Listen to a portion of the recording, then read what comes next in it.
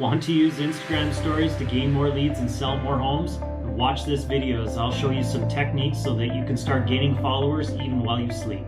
Thank you so much for being here. For more tips on how to use technology in real estate to gain more leads and sell more homes, then click on the subscribe button below and hit the bell to be notified of when I post a new video every Wednesday. If you've ever been watching Instagram stories and you're wondering how you can utilize them in your real estate business but not 100% sure how, then you are in the right place. By the end of this video, I will show you how easy it is to post to your stories and even give you a couple tips along the way so that you can increase your exposure. Since starting Instagram a few months ago, I have been researching the best tips and techniques to use. I have been researching and testing on Instagram nonstop and have gained so much traction and engagement on my stories because of it. Now I have people messaging me that want to do business with me instead of me messaging them and chasing them down for business. I find Instagram stories to be the easiest and the funnest part of Instagram altogether. I always post usually once or twice a day, sometimes even more, just to show people what I'm doing throughout my day. The biggest thing is I just don't be salesy. I just be myself. People do not like seeing salespeople on social media or Instagram. You guys are no different. How many times do you see ads on Instagram that say, buy me, buy this, we're selling this? How does it make you feel when you see those posts? I always scroll right by it when somebody's trying to sell me something and it doesn't interest me at all. Just be yourself. If you're funny, then throw in a little bit of humor. If you're a researcher, then throw in the odd tip or two to somebody. Just keep it real and don't overthink it. That is the beauty of this. It is just like somebody following you around in real life to see what's going on in your day-to-day business and the behind the scenes. Try to post something a few times a day. Stories live on your Instagram account for 24 hours. So I'm always posting something. And if I know I'm getting close to 24 hours where I haven't posted, I'll make another post just so that when somebody finds me, they have something to watch. If you aren't comfortable with doing video yet, then just take some baby steps. Take a couple pictures throughout the day showing what you are doing.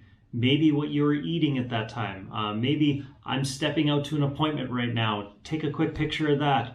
Maybe you're at the house and it's got a gorgeous view of the lake. Just take a quick snapshot and say, hey guys, look what I'm looking at right now. Are you using Instagram stories throughout your day? If so, please comment below and let me know. For those of you that aren't using Instagram stories yet, I'll start from the beginning. Once you open Instagram, you'll find you're on your main feed.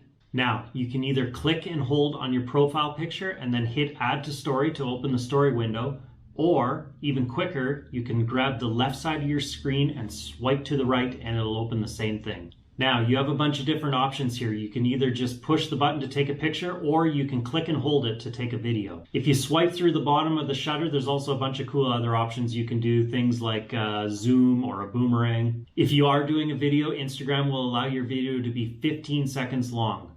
So if you do go over that, don't sweat it. Just keep holding it, keep doing your video, and it'll just split it into different clips. So for an example, I'll take a quick video right now, and then I'm going to add a couple cool features to it. First thing I'm going to do is I'm going to swipe up and then I'm going to click on location. This is where I want to add my location of where I was. This is the exact same idea as when you're doing a post. You want to make sure you geotag it so anybody that's looking for this location will be sure to see your story.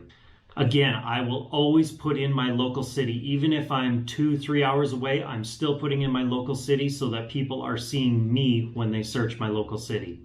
Then if you are with somebody in the video or making a reference to somebody, you can also click on the mention tab and type in their username so that it will tag and notify them. Now that I've got my tags here, I can resize them. I can leave them here so everybody can see them. Or if I want to hide them, I can actually take two fingers, put one finger on the actual writing and then my other finger on the blank space of the screen and slide it right over. Let go with my finger that is on the writing and keep sliding with my other finger until it's off the screen. Now you could add other cool features if you'd like, such as questions or polls. Now don't overdo these because again, if you do too much, it's just going to turn people off. But every once in a while is good as it gets people to engage with your stories and again helps with the algorithm. Also, if you scroll down, you can add some neat GIFs or even use the search feature if you're looking for something specific. Once everything is added, you can return to the main portion and even add some other things or even some text to your photo if you'd like. Once that is done, you can return to the main portion and then you can even add a couple more things or even some text to your photo or video. If you click on the screen, a window will pop up so that you can type something and add some text. From here, you can write a message or even add hashtags. Now, you know how much I love hashtags because, again, this opens you up to a broader audience and can get you more exposure. With a story, you are allowed 10 hashtags. So again, you can type them all out, and if you want, you can shrink them down a bit so they're not so big, or you can slide them off the screen just like you did with your location. Now, you can go ahead and post it. As you can see from the bottom left-hand corner, I have mine linked with my Facebook page, so I can choose to post it to both, or I can click on the send button, and then it'll give me the option within there to turn off my Facebook sharing and only share to Instagram. Or for a shortcut, just click on the ad on the bottom left and it'll immediately add it to both. Remember, people want to learn who you are as a person. They don't want to know why they should be buying your new listing.